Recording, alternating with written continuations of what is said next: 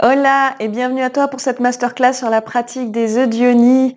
Je suis Carolina Kaliluna, naturopathe spécialisée en gynécologie féminine et j'accompagne les femmes dans toutes les thématiques autour de leur yoni. Donc que ce soit la sexualité, que ce soit la fertilité, le postpartum et tout ce qui est autour effectivement aussi des mémoires et de l'activation de ces mémoires et des activations aussi traumatiques.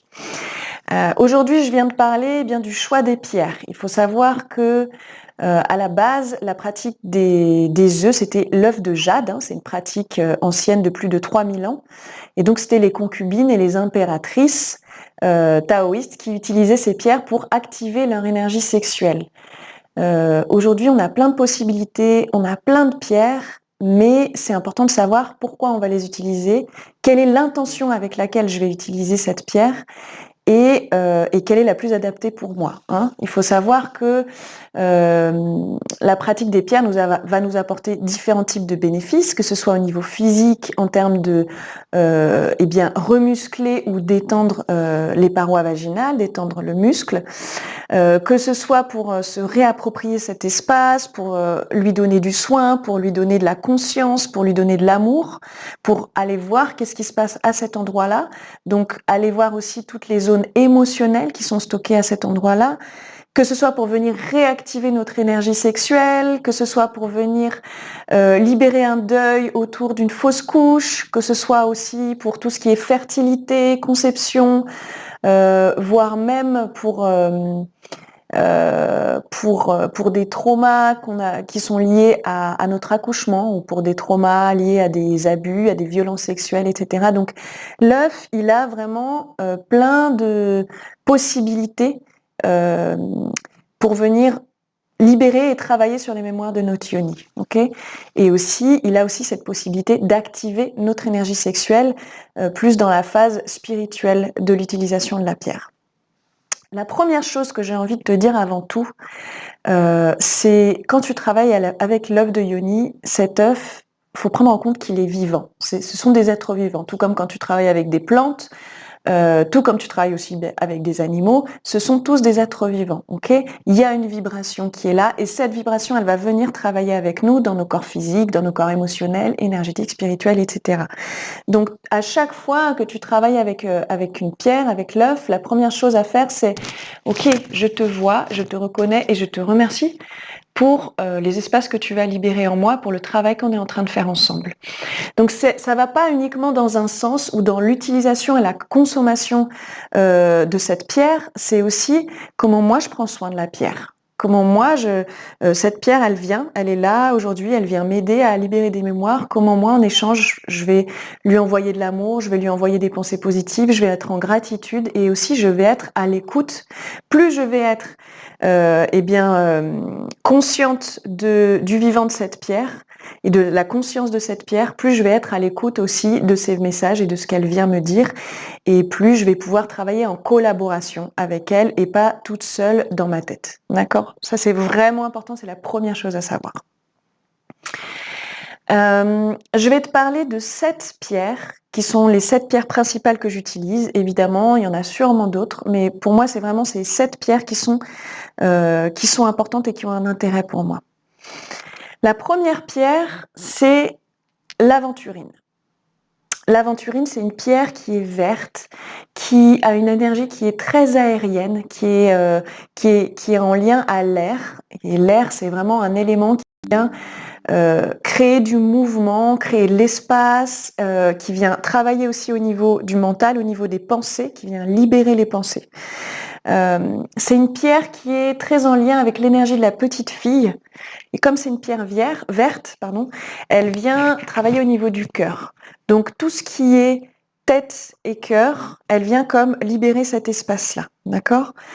Tout ce que j'ai conscientisé, tout ce que j'enregistre au niveau de ma tête et de mes pensées, de mes sens, donc de tout ce que j'entends, tout ce que je vois, tout ce que je sens, tout ce que je goûte, ça, c'est mes sens, c'est mes 5 sens qui sont enregistrés. Et ces 5 sens, ils viennent donner une information au niveau de mon cœur et de l'activation de mon cœur ou pas. Et quand on a une petite fille, eh bien, c'est qu'est-ce que j'ai enregistré autour de la sexualité? Qu'est-ce qu'on m'a enseigné autour de la sexualité? Qu'est-ce qu'on m'a mis comme croyance, comme pensée, comme schéma de comportement autour de la sexualité? Ça, c'est une des premières pierres, moi aussi, que j'invite à pratiquer, qui est une pierre qui est assez douce, assez légère et qui, en premier temps, vient me permettre d'activer d'une part mes 5 sens, activer vraiment cet espace-là, qui vient permettre de lâcher mon mental quand je suis quelqu'un qui réfléchit beaucoup, qui rumine beaucoup, qui a le petit vélo dans la tête. Cette pierre, elle me rafraîchit et elle me fait redescendre et elle me met dans mon espace du cœur. Ok, même si c'est une pierre effectivement qu'on va insérer au niveau du vagin, cette pierre, elle va venir réveiller les mémoires en lien à la petite fille. Donc aussi, elle peut aussi parfois réveiller des traumas, elle peut révéler certaines informations. Donc toujours vigilance et accompagnement quand c'est vraiment quand on sent qu'on vient toucher à des traumas. Vraiment, je vous invite à être accompagné par des professionnels ou par des personnes qui sont spécialisées dans la pratique des eudionies et qui travaillent autour des traumas. Donc ça, c'est l'aventurine. La deuxième pierre que j'inviterais à utiliser en deuxième temps, c'est l'œuf de quartz rose. Okay. L'œuf de quartz rose, effectivement, souvent on dit que c'est une des premières pierres avec laquelle c'est intéressant de pratiquer. Pourquoi? Parce que c'est une pierre qui est assez douce. Elle est en lien avec l'élément eau. Et donc, en lien avec l'élément eau, elle est en lien aussi avec nos émotions. Quand on va utiliser cette pierre, c'est comment je me connecte avec ma yoni, quel est le lien que je crée avec ma yoni, quelles sont les émotions qui émergent à ce moment-là, dans aussi la conscience que je mets dans cet espace-là. Et donc, souvent, comme elle est en lien à l'eau, souvent elle va me permettre de lâcher, elle va me permettre de pleurer, ok? Et d'ailleurs, souvent dans des thématiques de sécheresse vaginale, j'invite parfois à utiliser le quartz rose pour pouvoir lâcher. Quand c'est sec en bas, ça veut dire que c'est sec en haut. Et si c'est sec en haut, c'est que peut-être j'ai pas assez pleuré. Peut-être qu'il y a quelque chose qui est bloqué au niveau de mon cœur et qui m'empêche de pleurer et de lâcher. Ok? Les sécheresses, elles viennent me raconter quelque chose. Ça peut être ça peut être autre chose, d'accord? Mais elles viennent me raconter une histoire autour, de mes émotions, de ce que j'ai pas lâché, de ce que j'ai besoin de lâcher. Et le quartz rose me permet d'ouvrir les espaces émotionnels. Donc, tout comme aussi, elle me permet de reconnecter mon espace créatif, ma matrice, mon utérus, à mon cœur. Et donc, c'est comment je crée un lien entre mon utérus et mon cœur, comment je fais cette boucle. Et plus je vais conscientiser cette connexion, plus je vais conscientiser cette boucle aussi, plus quand je vais avoir un échange sexuel, une relation sexuelle et que je conscientise cet espace-là, ça me permet aussi de ne pas être uniquement dans une sexualité de décharge, dans une sexualité uniquement dans mon bassin et dans mon sexe, mais aussi dans une sexualité du cœur où je peux pénétrer et être pénétrée par le cœur. Donc le quartz rose, il permet cette ouverture dans l'espace du cœur. D'une part, il apporte vraiment tout ce qui est en lien à l'amour, tout ce qui est en lien à l'amour pour soi-même, tout ce qui est en lien aux blessures et tout ce qui est en lien au pardon de soi. Donc pour tout ce qui est séparation, douleur amoureuse, c'est vraiment une pierre qui permet de se redonner du baume au cœur. Par contre, vigilance, j'ai des femmes que j'ai accompagnées qui m'ont dit, par exemple, le quartz rose, il est encore plus puissant que l'obsidienne pour certaines femmes. Parce que le quartz rose, il a vraiment l'énergie de la rose. C'est-à-dire, il ouvre le cœur, mais quand on ouvre le cœur, c'est pas juste j'ouvre le cœur et c'est génial. J'ouvre mon cœur, mais quand je l'ouvre, j'enlève les protections qui sont derrière, j'enlève les gardiens qui sont derrière. J'ouvre parfois mes cicatrices du passé. Donc ça vient réveiller des douleurs, ça vient réveiller des blessures, ça vient réveiller des choses sur lesquelles on avait rajouté des couches et des couches de protection pour pas les voir, pour se protéger, pour pas souffrir. Donc parfois, le quartz rose aussi, il vient révéler et réveiller ça.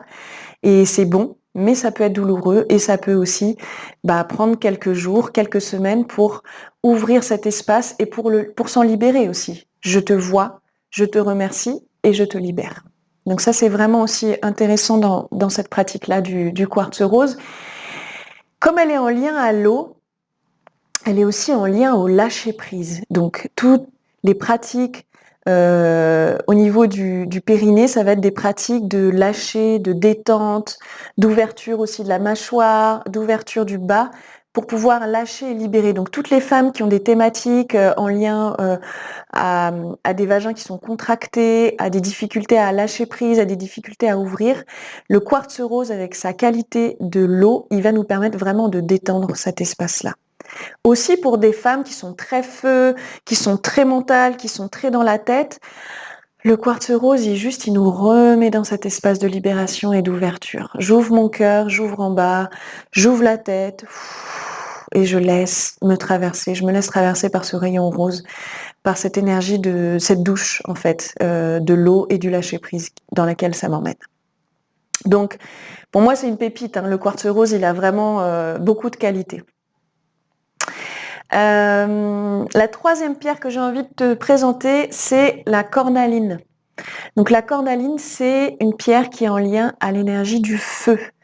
Vraiment, c'est une pierre qui nous emmène dans le lien aussi au masculin, à notre masculin intérieur, à notre capacité à mettre en place des projets, à notre capacité à mettre nos idées, tout ce qui est là à l'intérieur, à le mettre à l'extérieur, ok ?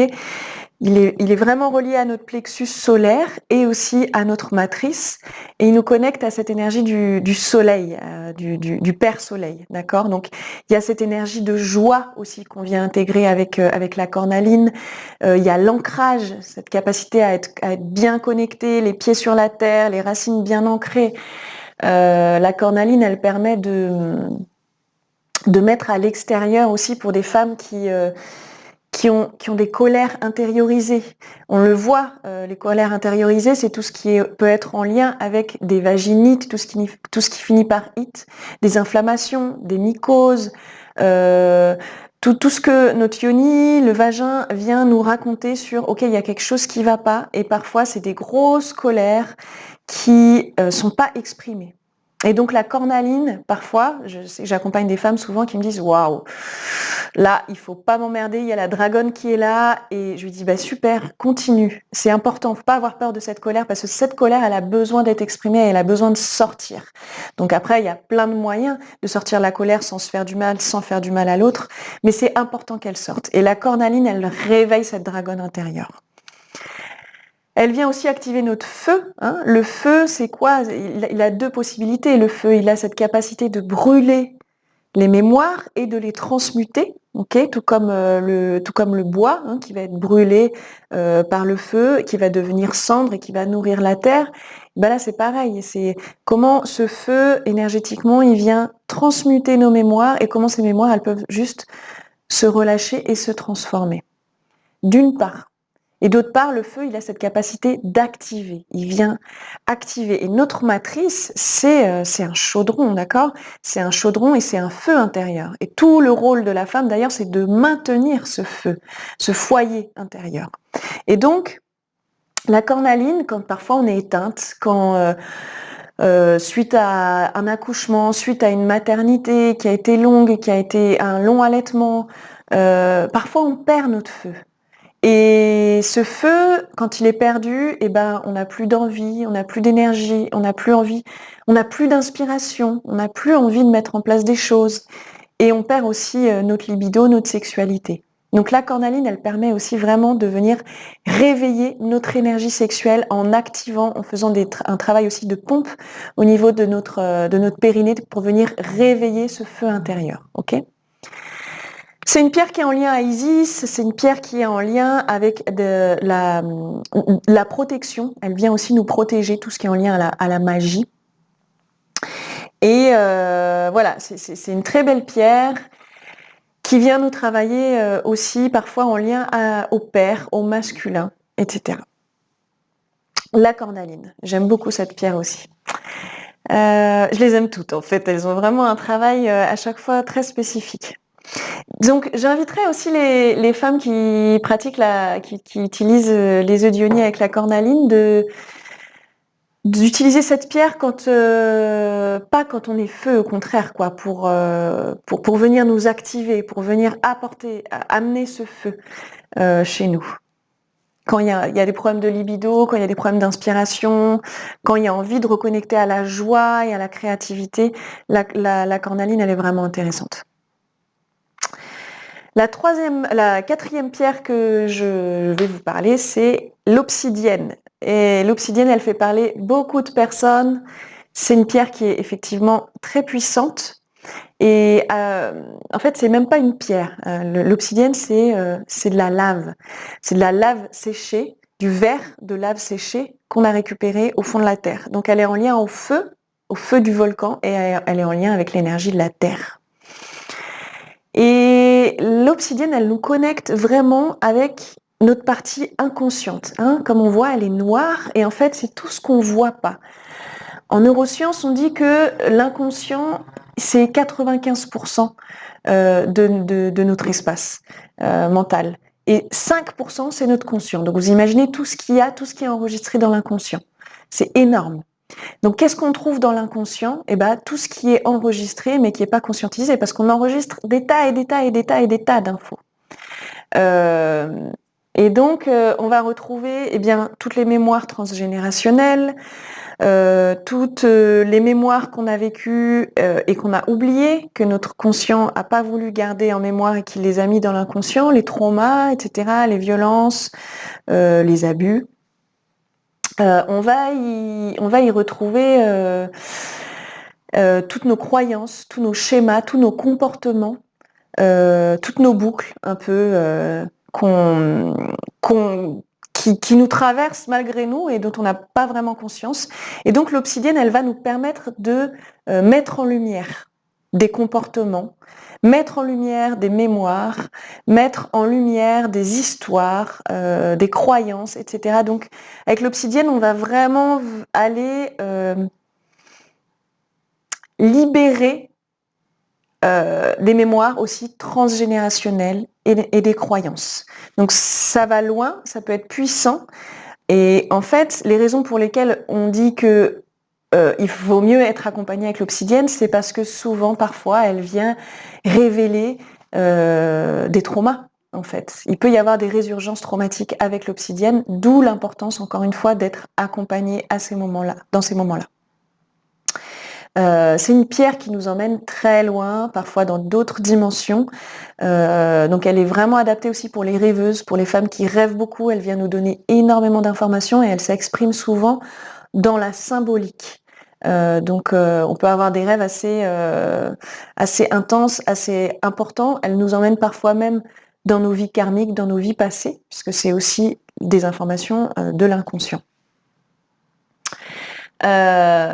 Donc ouais, très intéressante l'obsidienne. Comme elle est très reliée à la terre aussi, c'est une énergie qui est descendante, qui nous amène vers le bas, qui nous amène dans une énergie très basse. Ok, donc elle peut dans cette connexion d'énergie très basse nous emmener dans des énergies voire dépressives, d'accord? Mais en fait, le travail qu'elle fait, c'est pas négatif, c'est juste qu'elle vient rééquilibrer. Elle fait comme un je tire pour que ça se dégage et ça remonte. C'est comme un rééquilibrage. On va jusqu'au bout, on va jusqu'au bout, on va jusqu'au bout pour que ça s'ouvre, en fait. Il y a vraiment cette restructuration. Il y a une qualité de restructuration.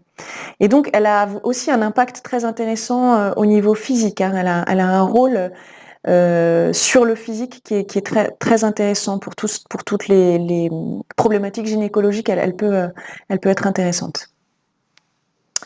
Voilà pour l'obsidienne qui est en lien donc plutôt à la terre. Donc là, on a vu les 4 pierres, l'aventurine, le quartz rose, la cornaline et l'obsidienne, qui sont pour moi les 4 pierres de la roue médecine, des 4 éléments, et qui, pour ma part, dans ce travail que je propose, viennent comme permettre de libérer les mémoires qu'on porte en nous. Et activer aussi, avec chacun des éléments, l'utilisation des éléments permet aussi de nous apporter des libérations, des guérisons, et aussi d'activer ces éléments à l'intérieur de nous, dans notre espace sacré, dans notre temple sacré. Les 3 prochaines pierres dont je vais vous parler, c'est des pierres qui sont dans l'espace de la verticalité, c'est-à-dire de la Terre au cosmos, et c'est plus du coup une pratique plus subtile, puisque là on va vraiment venir travailler sur l'activation de l'énergie sexuelle, de notre énergie sexuelle. Là on a libéré les mémoires qui peuvent entraver le mouvement de notre énergie sexuelle, et on va commencer à travailler à l'activer. Et la première pierre qu'on utilise, pour ma part dans la pratique, ça va être la pierre de jade. Donc la pierre de jade, celle-là, elle vient du Mexique. C'est pour ça qu'elle est assez sombre, assez dense. Elle a un travail qui est vraiment intéressant. C'est qu'elle vient activer notre dragon tellurique, notre énergie sexuelle, notre énergie qui est là au niveau du bassin. On va commencer à la réveiller. La jade, elle a cette densité, cette qualité de densité qui vient comme réveiller notre énergie sexuelle, qui vient réveiller le dragon qui est endormi, qui a oublié que cette énergie, elle existe. Et donc, comment la réveiller avec la jade, comme c'est une pierre qui porte toute cette mémoire aussi des pratiques taoïstes. Les taoïstes d'ailleurs l'utilisaient parce qu'ils disaient que c'était une pierre qui communiquait avec les dieux. C'est une pierre qui est en lien avec des dimensions célestes.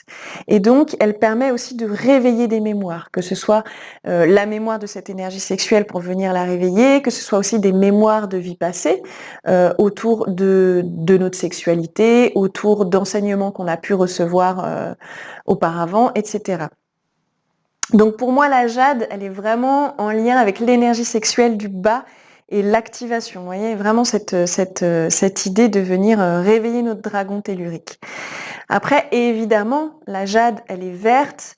Elle a un travail qui se fait aussi au niveau du cœur. Elle a un travail qui peut se faire aussi en termes de libération sexuelle et libération énergétique.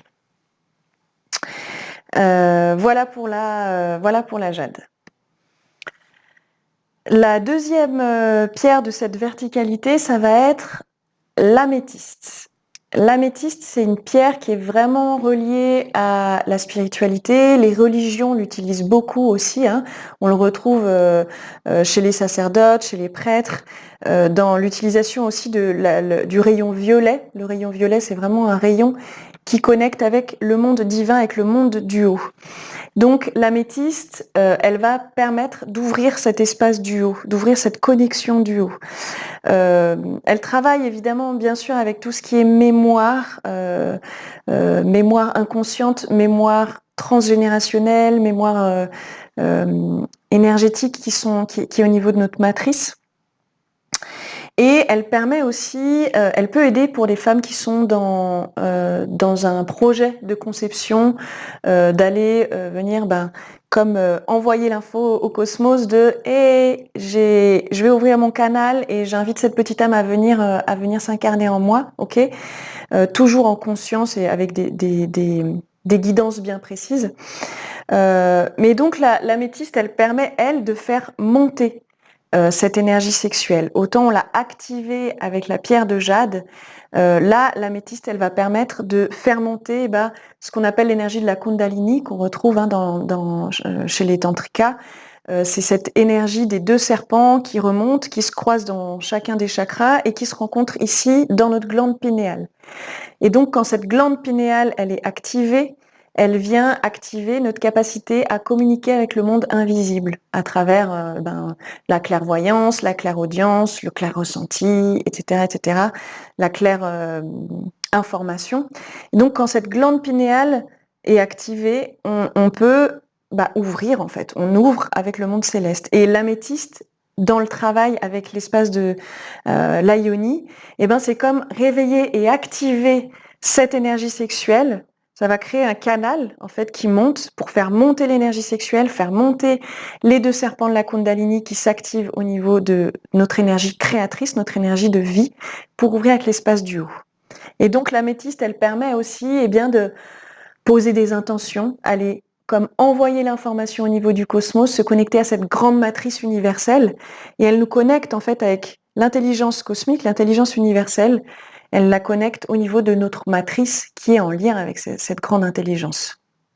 Ok, donc voilà, l'améthyste, elle a vraiment ce travail qui est d'une subtilité énorme, mais qui aussi nous emmène dans des états énergétiques assez intéressants. Mais j'inviterais pas à utiliser l'améthyste comme ça, sans avoir pratiqué d'autres pierres auparavant, à moins qu'on ait déjà une pratique spirituelle, à moins qu'on ait déjà été habitué à venir activer cette énergie sexuelle. Et la dernière pierre, eh bien, ça va être le cristal de roche. Le cristal de roche, vous voyez, il est transparent. Il vient travailler vraiment la clarté et la transparence. Quand on le met au soleil, qu'est-ce qui se passe? Eh bien, il y a un arc-en-ciel qui traverse. Donc, il possède toutes les couleurs. Toutes les couleurs, eh ben, c'est l'énergie de l'arc-en-ciel. L'énergie de l'arc-en-ciel, c'est une énergie juste de guérison. Et donc, le cristal de roche, il porte un peu toutes les qualités de toutes ces pierres d'une manière beaucoup plus subtile. Mais on peut aussi, avec le cristal de roche, travailler surtout à venir augmenter venir renforcer et augmenter notre aura, notre champ énergétique. C'est un potentialisateur aussi. Potentialisateur, ça veut dire que quand je travaille avec d'autres pierres, par exemple avec l'obsidienne, qui est une pierre qui m'emmène vraiment vers le bas, et ben le quartz rose, si je l'ai dans ma main et que je le garde dans la main quand je fais mes pratiques, va permettre de pas trop me déstructurer. Il va garder ma structure, il va m'aider à me structurer. Si je le travaille avec le quartz rose, il va renforcer le travail avec le quartz rose. Donc, il est aussi là comme pour renforcer l'énergie des autres pierres. Donc, il est très intéressant. Et quand on a besoin de clarté, quand on a besoin d'informations claires, pour tout ce qui est aussi médiumité, il vient ouvrir la vision, ouvrir la clarté. Donc c'est vraiment pour moi aussi un bijou, cette pierre, mais à utiliser avec conscience, vraiment. Voilà pour les différentes pierres, les différentes pratiques. Donc à toi de voir aussi selon la pierre, celle qui te parle le plus, celle qui t'appelle le plus. Il y a vraiment deux possibilités dans le choix des pierres. Déjà, la première chose à faire, c'est qu'est-ce que je veux travailler? J'ai envie de pratiquer l'œuvre de Yoni, ça m'appelle. Qu'est-ce que j'ai envie de travailler? Est-ce que je veux travailler sur mes thématiques autour de la sexualité, sur des thématiques autour de la maternité, sur des thématiques autour du transgénérationnel? C'est vraiment important, ou autour des relations, mes relations avec les autres. Ou sur la petite fille, c'est vraiment important d'aller clarifier qu'est-ce que je veux libérer et quelle est mon intention. Et une fois que j'ai cette intention-là, si je suis dans un magasin de pierres par exemple, je me connecte aussi à mon intuition, à ma capacité à me connecter aux pierres et juste je me laisse guider et je vois quelle est la pierre qui m'appelle en fait. Comment je peux faire ça? Simplement je prends la pierre, je la mets dans ma main, je la mets contre mon cœur et je me mets à l'écoute. Qu'est-ce qu'elle me fait cette pierre? Et donc l'idée c'est vraiment de prendre la pierre, de se connecter avec l'esprit de la pierre, de sentir si c'est ok ou pas de travailler avec cette pierre-là en fait. Donc ce que je vais vous proposer là, c'est de faire cette connexion. Là, aujourd'hui, ça va être connexion avec la pierre et comment je ressens l'énergie et l'esprit de la pierre pour voir si c'est juste de travailler avec. Donc, ce que je te propose, tu vas prendre ta pierre, t'asseoir, trouver un endroit vraiment pardon. Trouver un endroit confortable. Et une fois que tu es assise confortablement, tu vas fermer les yeux, prendre ta pierre, celle que tu sens qui est juste avec laquelle travailler. Et la première chose, tu vas la mettre contre ton cœur. Donc ton cœur énergétique, il est là, il est au centre. Tu la mets contre ton cœur. Et tu prends juste le temps de ressentir ce qui se passe pour toi. Qu'est-ce qui se passe dans ton corps? Et là, tu te rends compte qu'il se passe plein de choses. Il y a plein d'activations. J'ai mon cœur qui s'accélère. J'ai des points qui s'activent dans mon corps. J'ai un souffle qui devient plus profond. Je sens que ma yoni aussi, elle s'active. Ça commence à pétiller. Il y a quelque chose qui est là. Ok? Une fois que je me suis déjà mise en relation avec la pierre, comment j'ai écouté, j'ai mis mon corps à l'écoute, eh bien, ce que je vais faire, c'est invoquer l'esprit de cette pierre. Donc, je vais dire, j'invoque l'esprit du quartz rose. J'invoque l'esprit du quartz rose. J'invoque l'esprit du quartz rose. On peut le dire 3 fois pour bien renforcer cette invocation, cet appel et ressentir l'énergie. Quand je sens l'énergie de cette pierre, par exemple pour moi, là, je sens vraiment comme une énergie qui est englobante, qui m'enveloppe. Comme un nuage qui m'enveloppe. Voilà. Et je me mets à l'écoute, je lui dis, je te vois, je te remercie d'être là. Je te sens, je te remercie de m'accompagner. Et tu peux aussi lui dire, lui nommer, mon intention, ce serait de venir me permettre de travailler sur mon lâcher-prise, par exemple. D'ouvrir ma yoni, d'ouvrir mon lâcher-prise. Voilà, ok. Et je vais lui demander si c'est ok pour elle de travailler avec moi, de m'accompagner dans cette intention. Est-ce que c'est juste? Est-ce que c'est ok pour toi de m'accompagner dans cette intention? Je vais le sentir tout de suite. Si c'est pas ok, je vais sentir comme une coupure. D'un coup, je ressens plus l'énergie de la pierre. Ou je vais le sentir dans mon corps. Il y a quelque chose qui se ferme. Il y a quelque chose qui dit Je le sens. Vous posez pas trop la question. Si vous voulez poser la question, c'est le mental qui va vous donner une information. Là, c'est le corps qui va vous donner l'information. Laissez le corps vous donner le oui ou le non.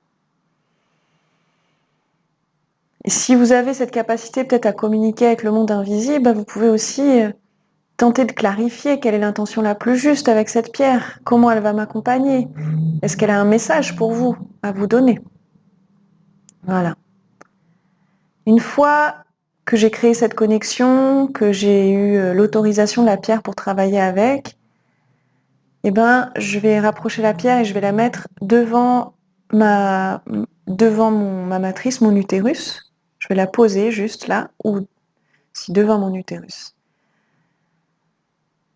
Et là, ça va être deuxième autorisation, c'est l'autorisation de ma yoni. C'est-à-dire, je vais demander à ma yoni si c'est ok pour elle de faire ce travail avec la pierre, de travailler avec le quartz rose. Si c'est un oui, je vais sentir qu'il y a une expansion qui se crée, je vais sentir presque des fois même une excitation, une palpitation, quelque chose qui est là, qui dit oui, oui, oui, oui, oui. Si c'est un non, ça va être quelque chose de beaucoup plus fermé, beaucoup plus... quelque chose qui se ferme, comme une sensation d'une énergie qui va plus vers le bas, une sensation plutôt désagréable. C'est vraiment important de te baser sur tes sensations.